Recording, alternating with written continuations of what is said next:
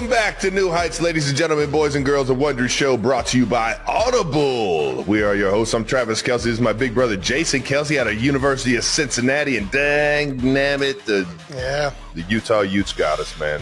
I thought we had a good chance. Couldn't get it going. God damn it. Yeah, defense could stop, man. I'll tell you what, man, when their offense gets rolling, man, I got to go all the way West Coast, play it like midnight East Coast time. Yeah, it was a tough run. But shout out to Utah, and shout out to McAfee and ESPN, College Game Day, man. That was a fun one. McAfee and the gang, a lot of them gave us a shout out over here on New Heights. Let's hear this. I want to hear what this is. I'd like to reiterate some of your points, like, hey, you got really good wood too, you know what I mean? But the greatest wood comes from New Heights, and that's a Cincinnati legend through and through. He's like a walking Jason Kelce, you talk about the absolute dogs from Ohio. How does he fucking do it? It's off the cuff too. It's unbelievable. It has to be. They don't script any of this stuff. It's just amazing. He can just go. Dude, he's the best, man. He's the best. The guy's got crazy talent, man. But we're moving on, baby. Good game, Utes. Arizona, you're up next, baby. Let's go, Cats. Get back on the win train, baby. Subscribe on YouTube, Wondery Plus, wherever you get your podcasts, and follow the show on all social media at New Heights Show with 1S for fun clips throughout the week. Jason, tell the people what we got coming up. 92%ers, we got an amazing episode lined up for you today. We're going to get into a little recap of the Chiefs-Bills game, unfortunately for Travis. And then we're also going to get into a little bit of trade deadline moves. We're midpoint now of the NFL, maybe hand out some awards that mean nothing to anybody other than people that watch this show. You 92%ers, this is all for you guys. And then we're going to check in on the Heights hotline. We've been having a lot of guests, which is always fun and interesting to talk to people who have achieved great success in this world, far outreaching things that I could ever do, maybe not Travis. But we're going to listen to some of your voicemails and answer those. And to be honest, that's some of my favorite things we do on the show. So before we get into that, though, we're going to get into a little bit of that new news. All right, now let's get it out of the way. Jason, you're out of the house today. You're not in Philadelphia. This is correct. Pennsylvania. You are, I'm in Orlando. I'm down by our mother, Travis. Nice. You're in Florida. Florida. Did I get is that the right? Is that the right? Florida. Yeah, no, it's great. No invite for the rest of us. Thanks, Jason. I mean, Travis, it's difficult for me to maneuver around Disney World. I could not fucking imagine you trying to do this right now. Dude, I just put on a goofy mask and keep it moving. I don't think they have masks. They have goofy hats. You're not allowed to wear masks? I mean, I think since COVID, I think anything flies with the masks. I did go masked one time to a Phillies game so I could sit in the outfield so I didn't have to sit in a box. How'd that go? Didn't last long. I got picked out real quick. Yeah, you did. Something about the face. It's like the shape of the face. You could just do a shadow of your face and people would be like, Jason. Is that a Japanese maple walking by us? I think I've seen that guy. That's lovely, man. What's been the most exciting so far? I mean, seeing the girls react to all the characters because they're still young, and Wyatt's starting to get old enough where you can see she's starting to ask questions. Or like she meets Ariel, she can't wait to meet Ariel, and the entire time she's just staring at Ariel's fin, and she's kind of like, like she in her head, I think she knows, and like she's petting Pluto, and she's like, that doesn't feel like a dog. And then going on the rides. Any ride I can talk the girls into going on, which is very hard. Here's what's hard. Kylie's family is not ride people. Kylie's not a ride person. So the girls, I think, that rubs off on them a little bit. They're a little bit more skittish because mom's not a ride person. So whenever I'm trying to talk them into it, and then I'm an idiot. So I talk them into a ride. And then it's like immediately like regret, right? Like you get on the teapots and the teapots spin. And I'm like, you want to go on the teapot? She's like, no. And I was like, and she was like, I don't like that it spins. I was like, we won't spin. Dad will make sure that it doesn't spin. And in my head, of course, I'm like, she'll get going and I'll start spinning a little bit. And then she'll realize she's having fun. Because that was our Big Ed's method of everything. Fun, yeah. Talk you into doing it, lie to you that you're not going to do it, then start doing it. And then you're like, you know what? Actually, Dad, this is a good idea. I like what you're doing here. Doesn't work on my kids. My kids immediately, no. I start spinning that thing and Wyatt starts losing her fucking mind. And then I'm trying to just hold it and she's still not having fun. But no, she actually liked the teacups. Teacups she liked. Any of the stuff where you're just like basically a moving story whether you're like Peter Pan or what is it, A Small World. They could do that all day. And then every once in a while, Dad will sneak off and do Space Mountain. We did Tron. I missed Animal Kingdom yesterday because I was at Monday Night Football. So unfortunately, didn't get to see that. I did get to eat a turkey leg while watching the parade go by. And I was just baby in this arm, turkey leg in this arm, waving to the creatures with my turkey leg. I felt like a Neanderthal, like in the most glorious fashion. So yeah, we've been having a blast. Kids are just complete chaos. I'm in a full fight with Wyatt over a fucking waffle.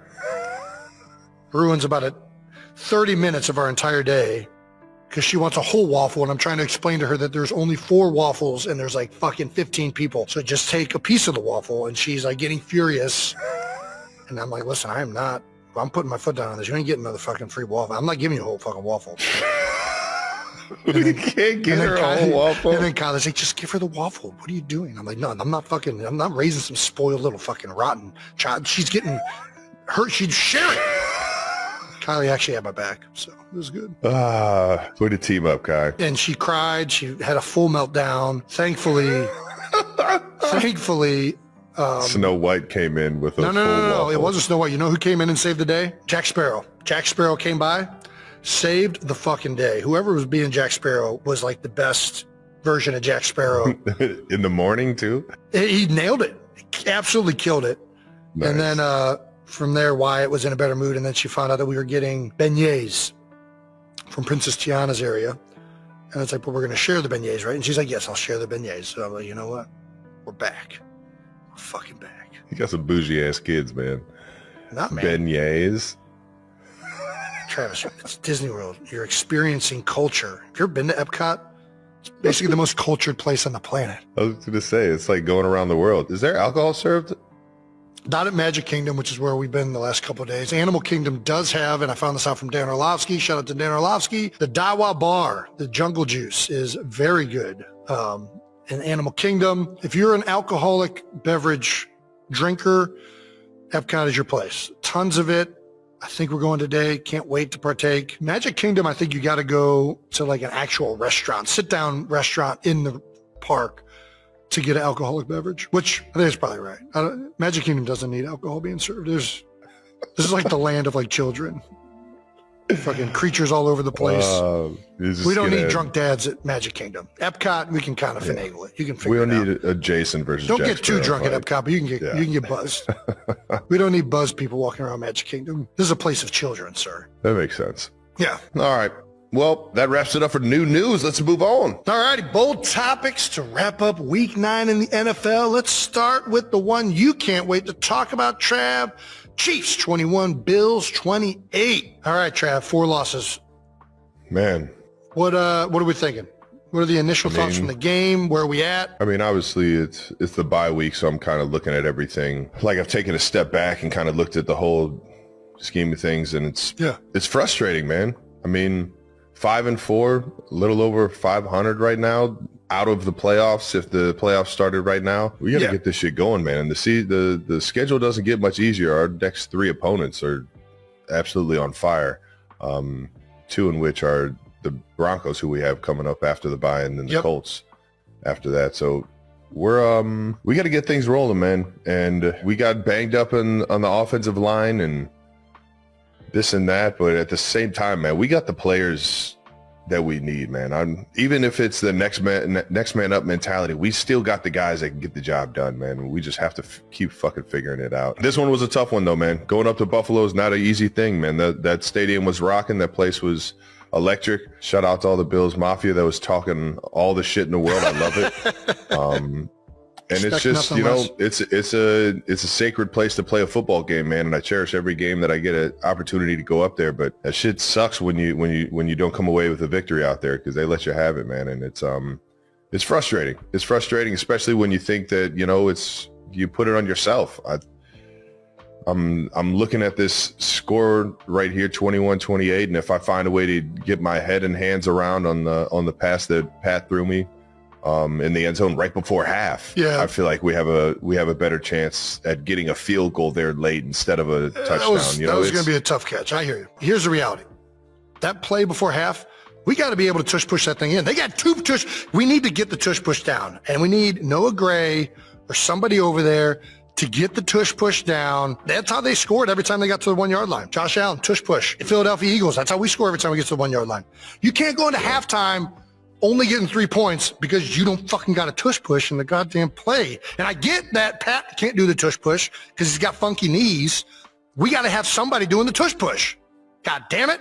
Yeah. Or we just, strike with low leverage, head in the hands, run the feet, and give the ball to Kareem Hunt, who's one of the best right now at short yardage situations. I was going to say, I did actually see that Kareem Hunt had a higher rate than the tush push league-wide in short yardage situations so far this season. I don't know if that's true.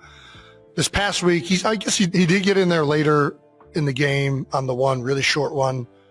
It took a couple, but he got in there. I honestly think that halftime, only getting 3 points there, was one of the biggest points in the game, because if you go into halftime sneaking out a touchdown there to end it, that's such a difference in kind of where you go. I mean, you would have been down 17-14 at that point. I know you had a lot of other game left. All I'm thinking of is that last drive. Now we're throwing a Hail Mary instead of trying to kick a field goal to tie it. For sure. It changes it completely. And listen, the Bills were really good on offense.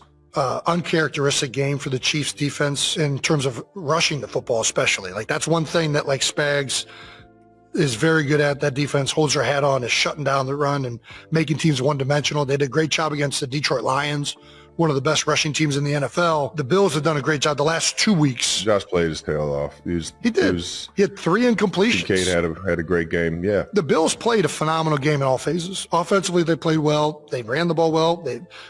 Josh played great, threw the ball extremely efficiently. And then defensively, McDermott had a good plan coming into it, and their players executed. They got pressure on Pat. Joey Bosa had a great game. They kept running the pop stun on the tackles, but it was a unique way where the backer would kind of come over late so it wouldn't feel like it was a game. And then the guard wasn't really getting it on top of the tackle. That got home a couple times. They got pressure on Pat. And then I think whenever teams can get pressure on the quarterback rushing 4, it's really hard offensively to have production, especially when you're in 3rd and long situations, or you're in a 4th down, gotta have it. If they can maximize coverage while only having to rush 4, it's hard. And they execute in that area. Yeah, the biggest thing was 3rd and longs.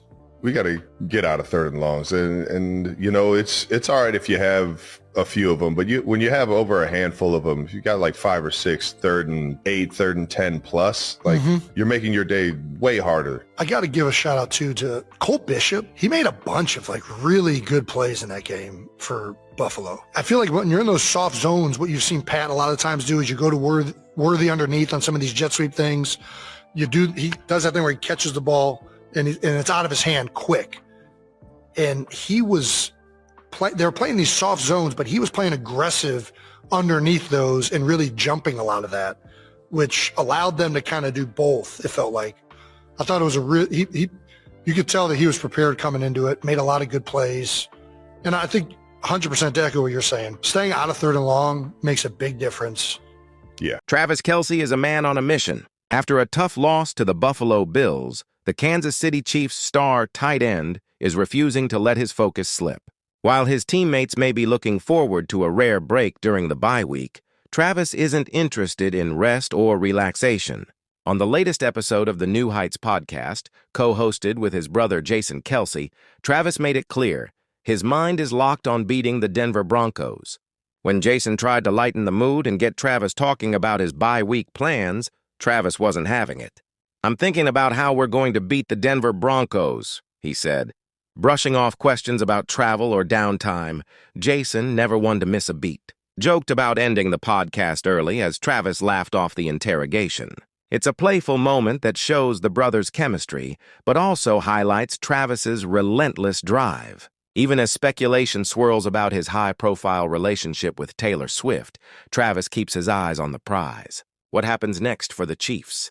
And will Travis ever let his guard down? With the Broncos game looming, fans can only watch and wonder what's really going through the mind of football's most talked-about tight end.